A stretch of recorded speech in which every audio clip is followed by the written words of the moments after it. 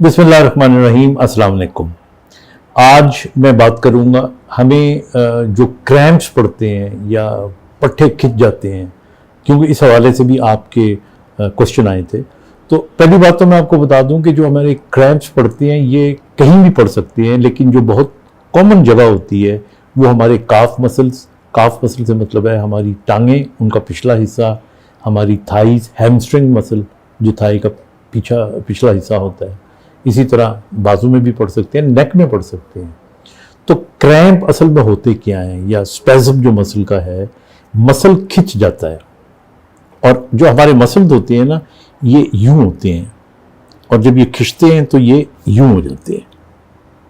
फिर ये पेन भी करते हैं, मूवमेंट करते हुए भी प्रॉब्लम होती है।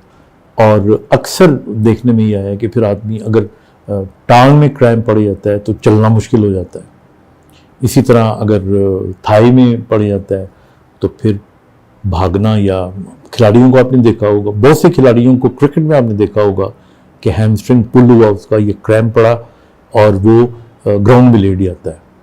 फिर आपने ये भी देखा होगा कि उनका फिजियो आता है, ये डॉक्टर आता है, और वो आके मरीज को लिटा के उसकी टांग ऊपर करके उसके पैर को यूं यूं करता है। तो ये सारे क्रैम्प्स, इसकी बहुत सी किस्में होती हैं। अब मैं मोटी मोटी आपको बातें बताऊंगा, ऐसी बातें बताऊंगा जो किताबी नहीं है, बल्कि जो अमली तौर पे आपको देखने में आती हैं। पहली बात तो याद रखें कि क्रैम्प्स उन लोगों को ज़्यादा पड़ते हैं जो वार्म अप किए बगैर एक्सरसाइज ज़्यादा करते हैं, अपनी हद से ज़्यादा वर्जिश करते हैं, वार्म अप नहीं करते अपनी बॉडी को, तो उनके जो पट्टे होते हैं वो रवा नहीं होते, they get into a spasm. तो पहला तो इसका इलाज ये है कि जब भी आप, चाहे आप वॉकिंग करें, जॉगिंग करें, ट्रेडमिल करें, जिम में जाएं, वार्म अप करें। और वार्म अप जब आप करते हैं तो इतना वार्म अप करें कि हल्का हल्का पसीना माथे पे महसूस होना चाहिए। तो ये एक वजह है, अगर आप कर लेंगे तो क्रैम्प्स नहीं पड़ेंगे। दूसरी जो सबसे इंपॉर्टेंट वजह है वो डिहाइड्रेशन है।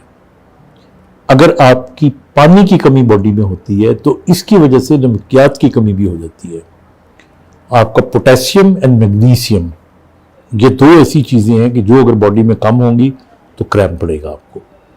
ये जो अगेन मैंने मिसाल दी है खिलाड़ियों की, या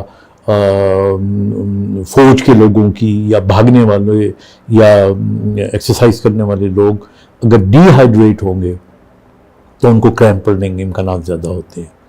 तो इसलिए अपने आप को हाइड्रेटेड रखें। अगर आप खिलाड़ी हैं, खूब पानी पिएं, मतलब इतना पानी पिएं कि आपको प्यास नहीं लगनी चाहिए। तो हाइड्रेट करके रखेंगे तो आपको क्रैम्प्स नहीं पड़ेंगे।